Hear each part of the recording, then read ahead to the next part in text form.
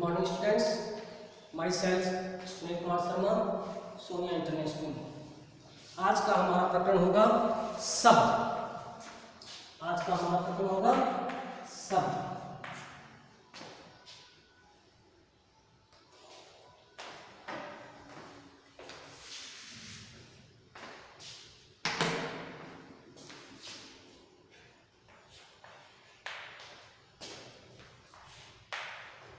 शब्द किसे कहते हैं? इससे पहले हमने पढ़ा था वर्ण किसे कहते हैं। आज हम पढ़ेंगे शब्द किसे कहते हैं। दो या दो से अधिक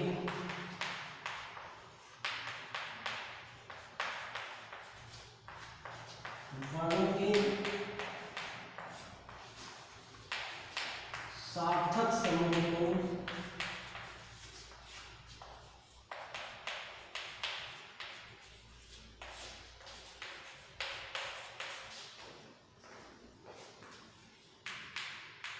शब्द कहते हैं।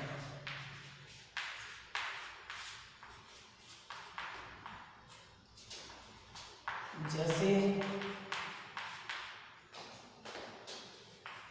का प्लस अ प्लस मा प्लस मा प्लस आ।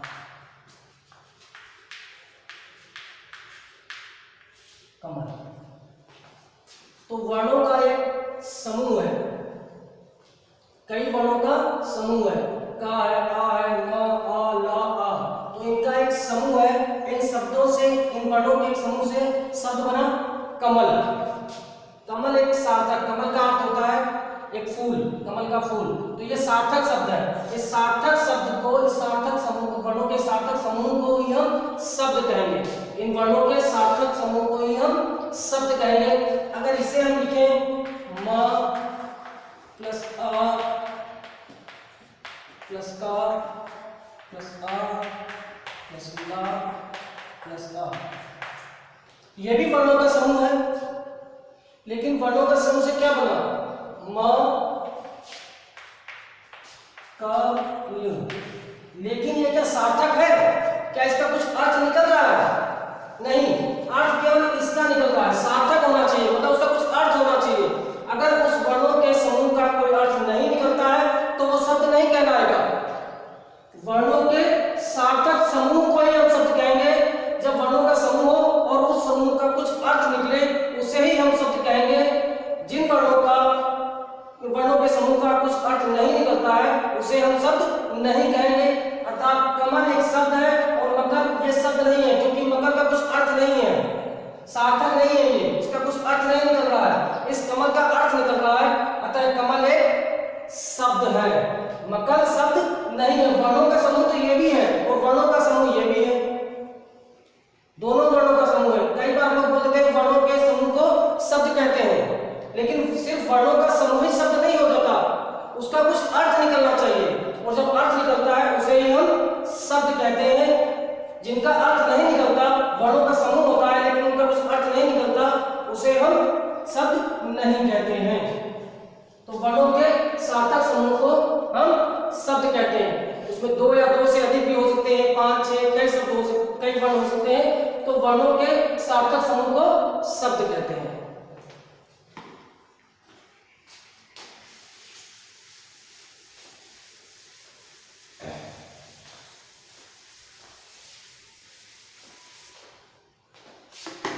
अब हमने शब्दों का वर्गीकरण किया है।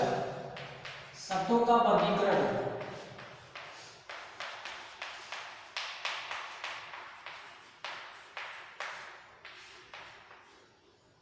शब्दों के वर्गीकरण में सबसे पहला आता है उत्पत्ति के आधार पर।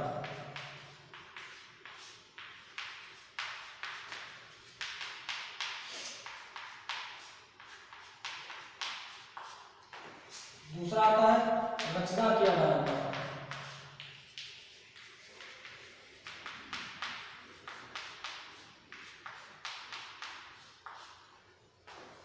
तीसरा आता है व्याकरणिक प्रकार के आधार पर।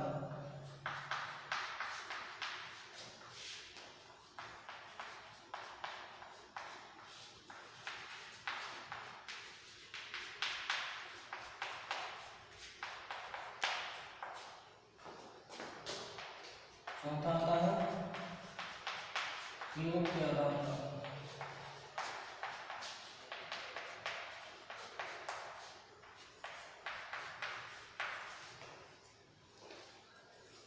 सबसे पहला उत्पत्ति के आधार पर, दूसरा रचना के आधार पर, तीसरा व्याकरण प्रकार के आधार पर और चौथा प्रयोग के आधार पर। तो सबसे पहला है प्रकृति के आधार पर, उत्पत्ति के आधार पर या स्रोत के आधार पर। इसमें सबसे पहला है तत्सम शब्द।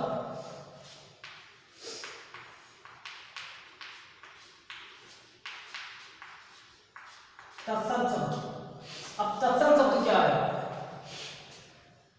वे शब्द जो संस्कृत भाषा से, वे शब्द जो संस्कृत भाषा से हिंदी भाषा में जो के क्यों उसी रूप में आए हैं उसे हम तत्सम शब्द कहते हैं। वे शब्द जो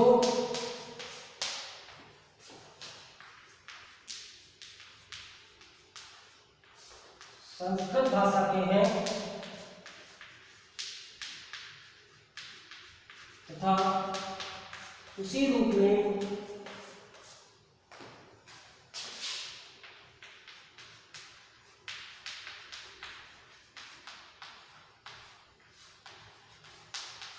हिंदी भाषा में आए हैं उन्हें हम तत्सम शब्द कहते हैं।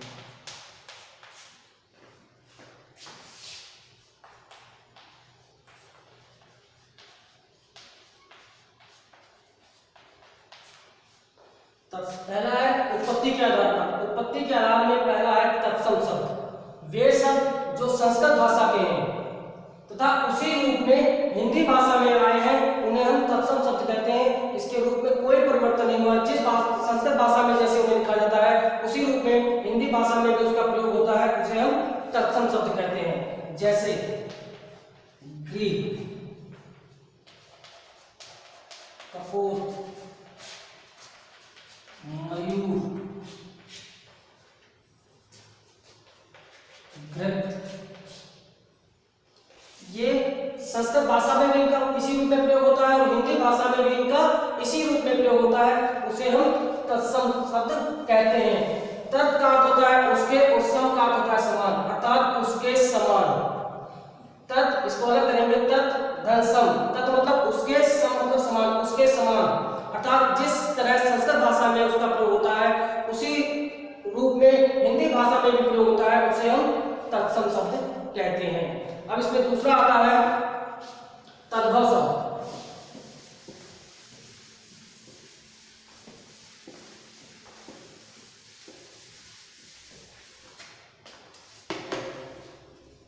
दूसरा आता है तद्भव शब्द।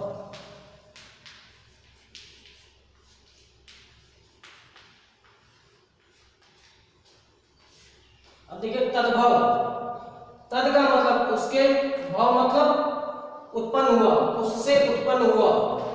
अर्थात संस्कृत भाषा के वे शब्द जो हिंदी भाषा में परिवर्तित रूप में आए हैं उसे हम तद्भव शब्द कहते हैं। संस्कृत भाषा के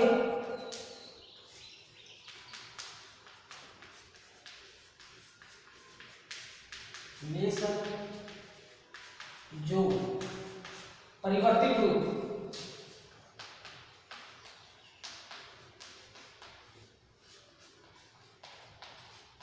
परिवर्तित अर्थात बदले हुए रूप में,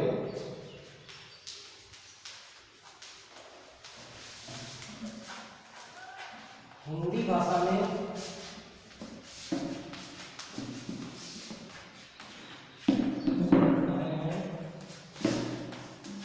उन्हें तद्भव शब्द कहते हैं।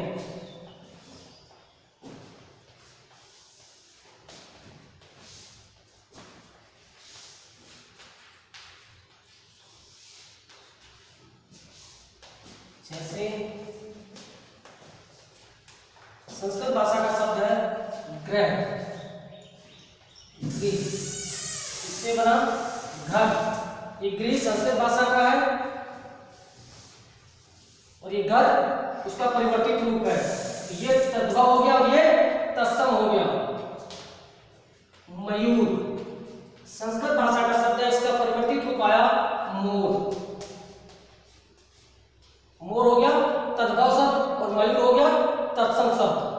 तो वे संस्कृत भाषा के वे शब्द जो परिवर्तित रूप में हिंदी भाषा में आए हैं उन्हें तद्भव शब्द कहते हैं।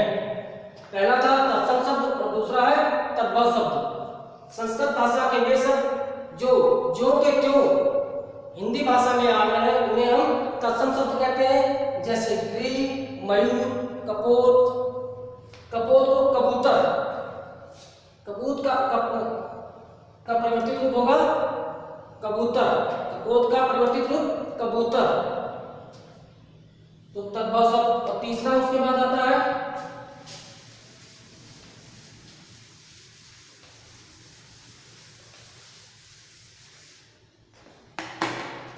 देशज शब्द। तीसरा है देशज शब्द। अब देशज शब्द का क्या अर्थ है? देशज, देश में जन्मा हुआ शब्द, देशज अर्थात वे शब्द जो विभिन्न बोलियों से हिंदी भाषा में आ गए हैं। विभिन्न बोलियां जो हमारे देश में विभिन्न प्रांतों में भिन्न भिन्न बोलियां बोली जाती हैं, उससे जो शब्द आ गए हैं उसे हम देशज शब्द कहते हैं। वे शब्द जो देश के विभिन्न प्रांतों से भिन्न भिन्न बोलियों से हिंदी भाषा में आ गए हैं उन्हें हम देशज शब्द कहते हैं। जैसे लोटा, पगड़ी, झाड़ू आदि।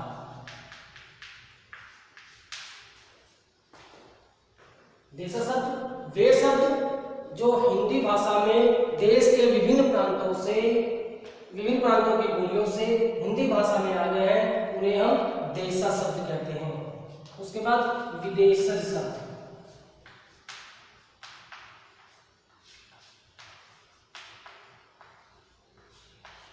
विदेशज शब्द क्या है? वे शब्द जो विदेशी भाषा से हिंदी भाषा में आ गए हैं उन्हें हम विदेशज शब्द कहते हैं। वे शब्द जो विदेशी भाषा, विदेशज अर्थात विदेशी भाषा से, विदेशज का अर्थ है विदेशी भाषा से, वे शब्द जो विदेशी भाषा से हिंदी भाषा में आ गए हैं उन्हें हम विदेशज शब्द कहते हैं। जैसे डॉक्टर, मशीन, ये अंग्रेजी भाषा के शब्द हैं, ये हिंदी भाषा में आत्मसात कर लिए गए हैं जिन्हें हम विदेशज शब्द। उसके बाद है संकर शब्द।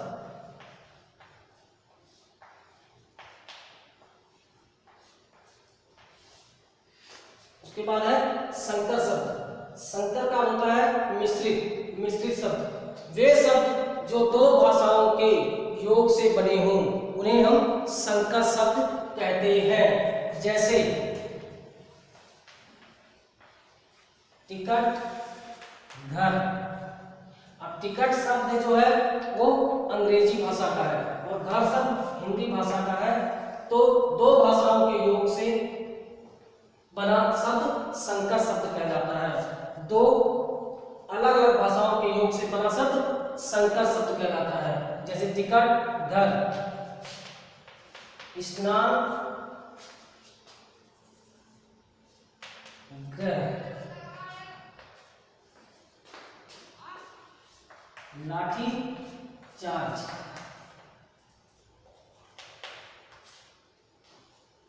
ये शब्द कहलाते हैं संकर शब्द।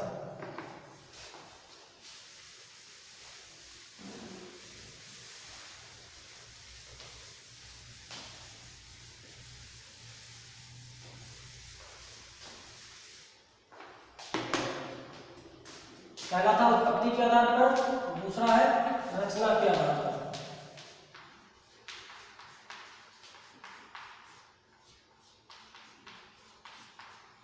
रचना के आधार पर शब्द के तीन भेद होते हैं। रचना के आधार पर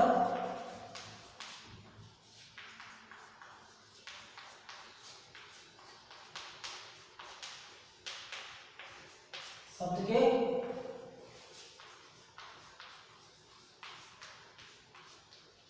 तीन भेद होते हैं।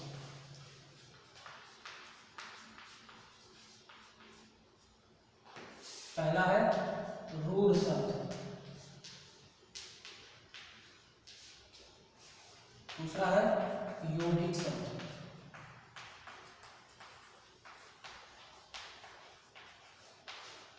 और तीसरा है योग रूढ़ शब्द।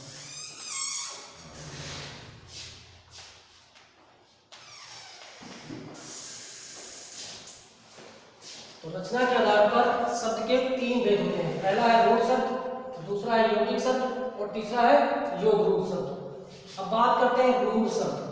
रूढ़ शब्द किसे कहते हैं? वे शब्द जो धीरे धीरे प्रसिद्ध हो गए हैं और जिनके खंड करने पर अलग अलग अर्थ नहीं देते हैं, उन्हें हम रूढ़ शब्द कहते हैं। जैसे पुस्तक। अब पुस्तक शब्द जो है, इसको अगर हम अलग अलग करें, पुस्तक, तो ये अपना अलग अलग अर्थ नहीं देते हैं। ये रूढ़ हो गए, प्रसिद्ध हो गए, इनका एक निश्चित अर्थ होता है। पुस्तक का एक निश्चित अर्थ है। जैसे जल। अब जल को अगर हम अलग अलग करें, जाओ, तो ये अपना अलग अर्थ अलग अलग नहीं देंगे। ये कहलाएगा रूढ़ शब्द। ये रूढ़ हो गए हैं, इनको पानी के लिए इसका प्रयोग किया जाता है और पुस्तक इसका किताब के लिए प्रयोग किया जाता है, इसलिए ये रूढ़ शब्द है। जो रूढ़ हो गए हैं, प्रसिद्ध हो गए हैं, इनका खंड नहीं किए जा सकते, इन शब्दों के खंड नहीं किए जा सकते हैं, वे रूढ़ शब्द कहलाते हैं। उसके बाद है यौगिक शब्द। वे शब्द जो 2 शब्दों के योग से बने हों, उन्हें हम यौगिक शब्द कहते हैं। यौगिक से ही बना है यौगिक, योग अर्थात 2 शब्दों का योग। और उनको अगर हम अलग अलग करेंगे दोनों शब्दों को, तो भी वे अपना अलग अलग अर्थ देंगे। उन्हें हम कहते हैं यौगिक शब्द। जैसे डाकघर, जैसे डाकघर। अब हम इनका अलग अलग प्रयोग करेंगे तो भी अलग अलग कर देंगे, तो भी ये अपना अलग अलग अर्थ देंगे। इसे हम कहते हैं यौगिक शब्द। उसके बाद आती है योग रूढ़ शब्द की। योग रूढ़ शब्द किसे कहते हैं?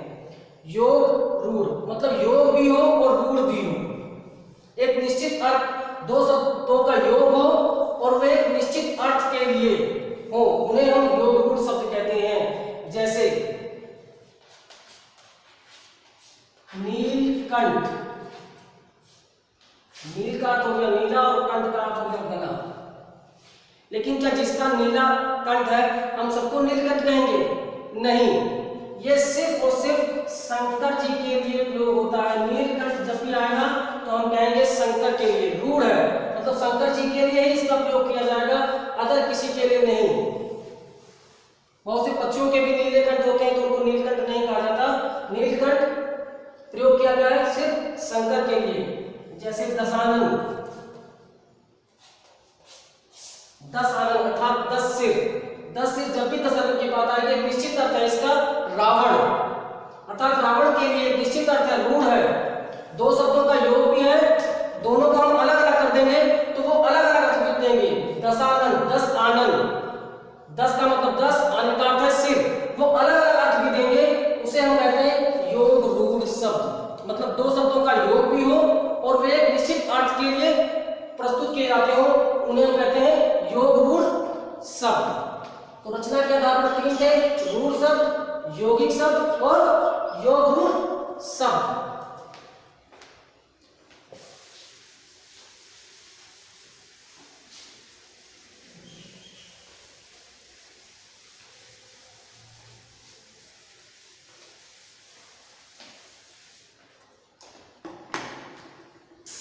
तीसरा है व्याकरणिक।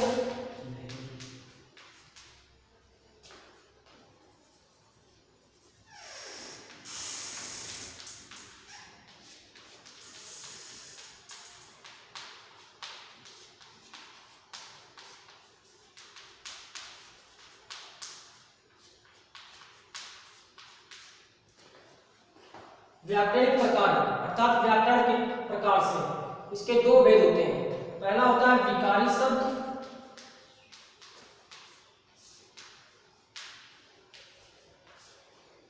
और दूसरा होता है अविकारी शब्द।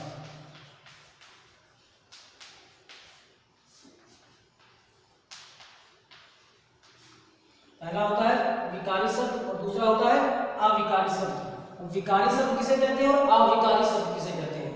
विकारी शब्द वे शब्द जिनका रूप, ऐसे शब्द जिनका रूप लिंग, वचन, कारक, काल आदि के कारण परिवर्तित हो जाता है, अर्थात उसमें विकार उत्पन्न हो जाता है।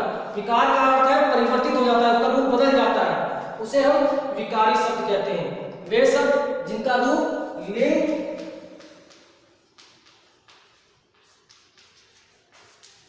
जिनका रूप लिंग, वचन, कारक, काल आदि के कारण परिवर्तित हो जाता है,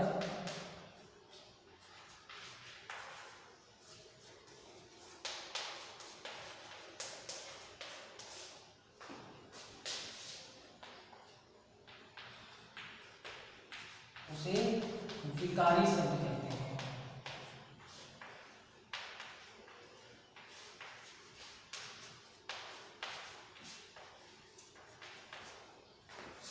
संज्ञा, सर्वनाम,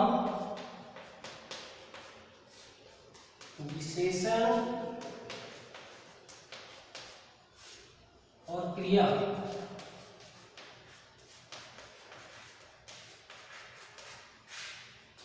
ये विकारी शब्द है।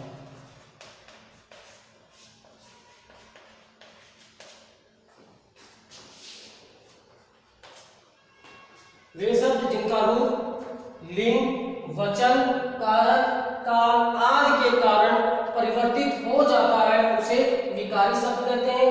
संज्ञा, सर्वनाम, विशेषण और क्रिया ये शब्द विकारी शब्द के अंतर्गत आते हैं। जैसे बच्चा संज्ञा है, इसका रूप परिवर्तित हो जाएगा, कैसे? वचन के कारण क्या हो जाएगा? बच्चे। बच्चा से क्या इसका रूप परिवर्तित हो जाएगा? बच्चे, बच्चों। लिंग के कारण परिवर्तित हो जाएगा, बच्ची।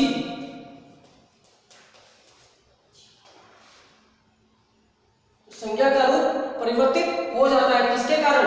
लिंग के कारण, वचन के कारण।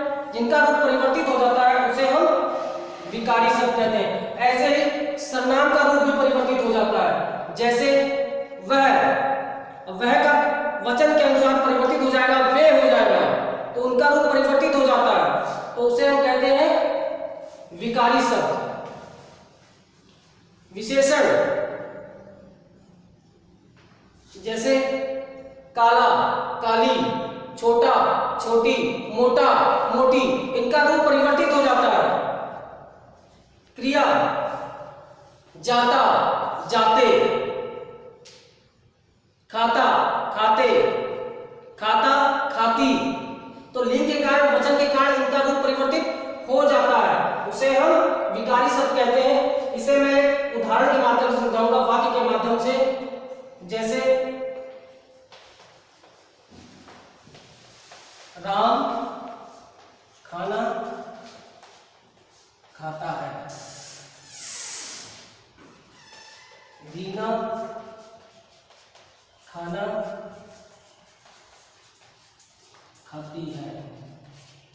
देखिए यहां पर जब लिंग परिवर्तित हुआ, यहां पर राम पुल्लिंग है, जब उसकी जगह रीना स्त्रीलिंग हुआ तो क्रिया का रूप परिवर्तित हो गया, क्रिया का रूप परिवर्तित हो गया। तो मैंने बताया कि वे शब्द जिनका रूप लिंग, वचन, कारक, काल आदि के कारण परिवर्तित हो जाता है, उसे हम विकारी शब्द कहते हैं। तो मैं समझता हूं आपको विकारी शब्द समझ में आ गया होगा। अब मैं बात करता हूं अविकारी शब्द की, कि अविकारी शब्द किसे कहते हैं।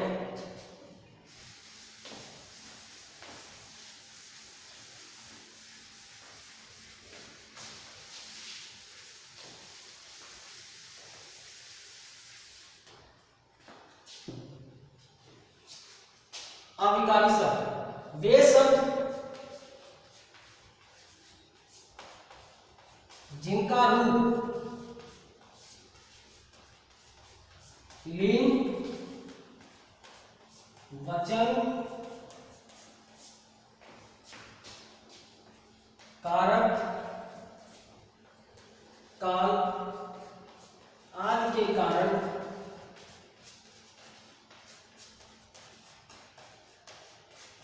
अपरिवर्तित रहता है, मतलब नहीं बदलता है। अपरिवर्तित का अर्थ है मतलब उसका रूप नहीं बदलता है, अपरिवर्तित रहता है।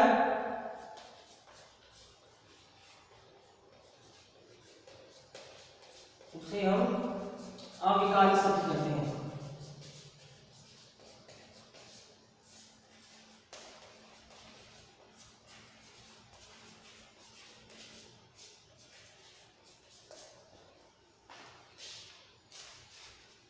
इसके अंतर्गत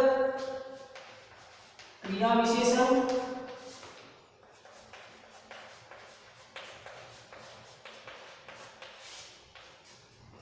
संबंध बोधक,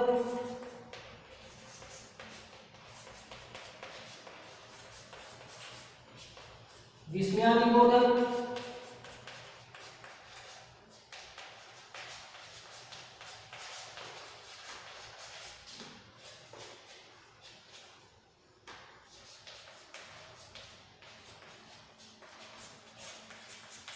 समुच्चय बोधक शब्द आते हैं। इसके अंतर्गत क्रिया विशेषण, संबंध बोधक, विस्मयादि बोधक और समुच्चय बोधक शब्द आते हैं। अब देखिए, वे शब्द जिनका रूप लिंग, वचन, कारक, काल आदि के कारण अपरिवर्तित रहता है, अर्थात नहीं बदलता है। जिनका रूप बदल जाता है वे विकारी शब्द, और जिनका रूप नहीं बदलता है वे अविकारी शब्द कहलाते हैं। जैसे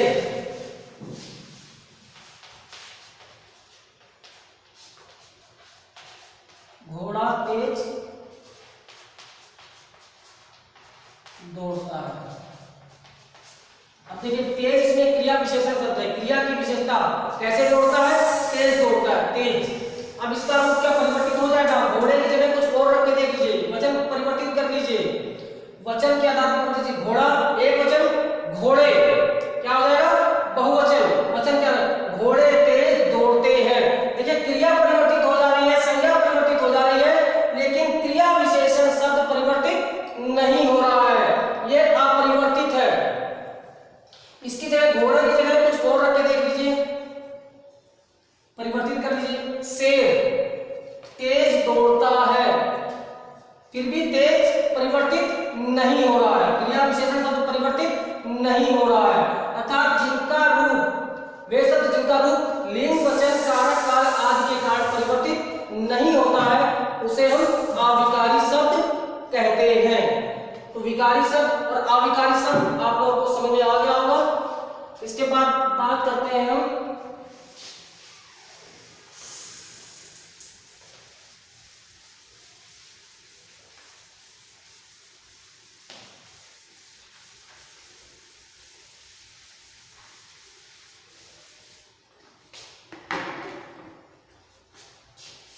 प्रयोग के आधार पर।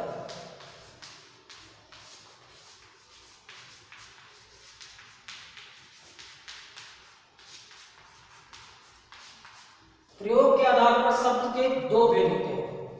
पहला होता है सामान्य शब्द,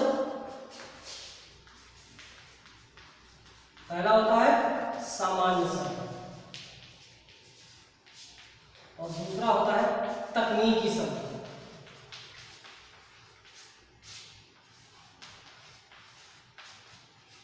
पहला होता है सामान्य शब्द और दूसरा तकनीकी शब्द। अब सामान्य शब्द क्या है और तकनीकी शब्द क्या है? वे शब्द जो आम बोलचाल की भाषा में जिनका प्रयोग किया जाता है, वे शब्द जिनका प्रयोग आम बोलचाल की भाषा में किया जाता है और जिसका अर्थ लगभग सभी लोगों को समझ में आता है, वे सामान्य शब्द कहलाते हैं। जैसे जल, किताब, आदमी, ये सब सामान्य शब्द हैं। और तकनीकी शब्द वे शब्द जो किसी व्यवसाय से संबंधित हो, किसी विषय से संबंधित हो, उसे हम तकनीकी शब्द कहते हैं। जैसे संश्लेषण, विश्लेषण, ये सब क्या है?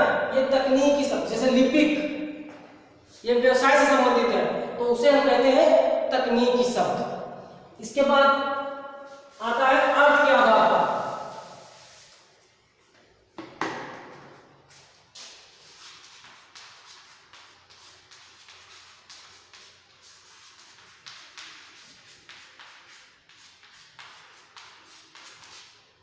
अर्थ के आधार पर। अब अर्थ के आधार पर शब्दों का भेद, सबसे पहला आता है विलोम शब्द।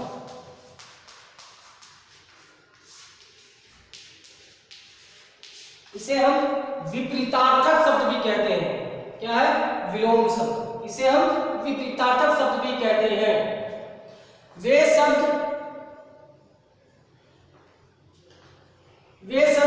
जो एक दूसरे का विपरीत या उल्टा अर्थ देते हैं उन्हें हम विलोम शब्द कहते हैं। वे शब्द जो एक दूसरे का विपरीत या उल्टा अर्थ देते हैं उसे हम विलोम शब्द कहते हैं। जैसे रात दिन, आगे पीछे, ऊपर नीचे, उसे हम विलोम शब्द कहते हैं। दूसरा है पर्यायवाची शब्द।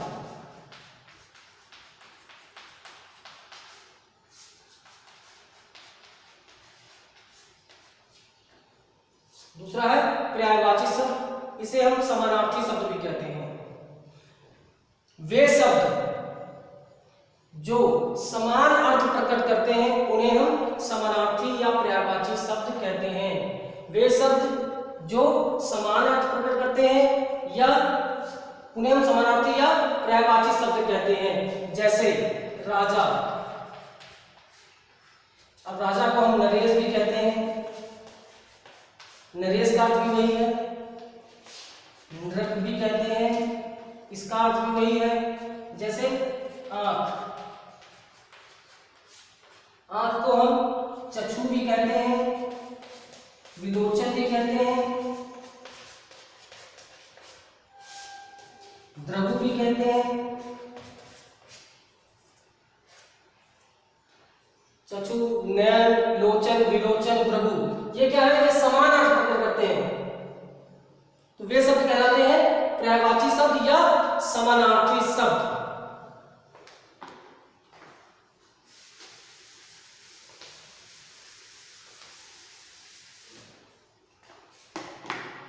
इसके बाद आता है वाक्यांश के लिए एक शब्द।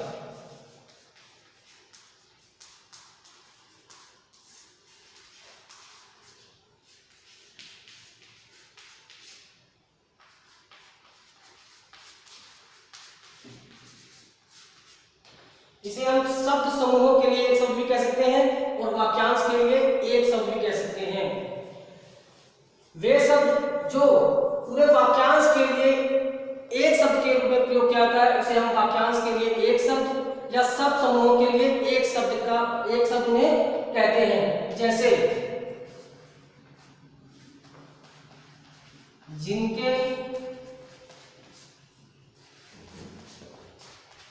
माता पिता ना हो, अनाथ।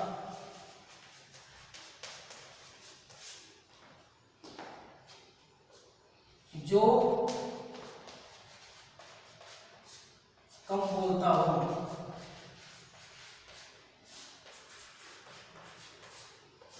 मितभाषी,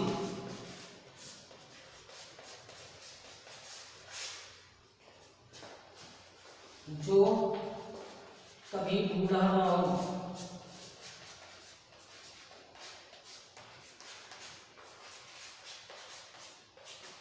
अजर, जो वेतन ना लेता हो, अवेतनिक, जो कभी ना मरे, अमर, जो कम बोलता हो, मितभाषी या अल्पभाषी भी कह सकते हैं। इसे हम कहते हैं वाक्यांश के लिए एक शब्द।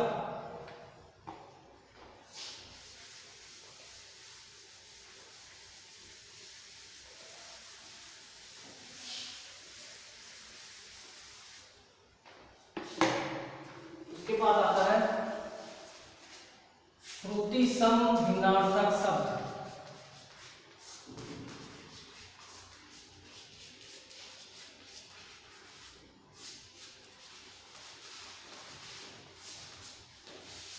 ऐसे शब्द जो सुनने में, श्रुति सम मतलब श्रुति का अर्थ होता है सुनने में, सम मतलब समान, एक जैसे लगे, वे शब्द जो सुनने में एक जैसे लगे लेकिन अर्थ की दृष्टि से अलग अलग हो उसे हम श्रुति सम भिन्नार्थक शब्द कहते हैं। जैसे अवधि, अवधि, इसका अर्थ होता है ये सुनने में एक जैसे लगते हैं, ये सुनने में एक जैसे लगते हैं लेकिन अर्थ की दृष्टि से अलग अलग है। जैसे अवधि समय और अवधि एक भाषा है, अवधि एक क्या है, भाषा है, तो उसे हम कहते हैं श्रुति सम भिन्नार्थक शब्द।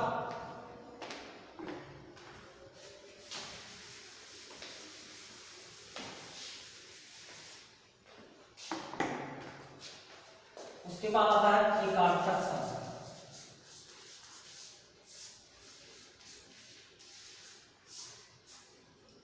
वे शब्द जिनका सिर्फ एक अर्थ होता है उसे हम एकार्थक शब्द कहते हैं। जैसे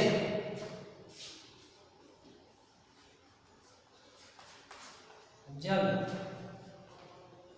नल, इनका सिर्फ एक ही अर्थ है पानी, तो इसे हम एकार्थक शब्द कहते हैं। आज के लिए बस इतना ही। Thank you.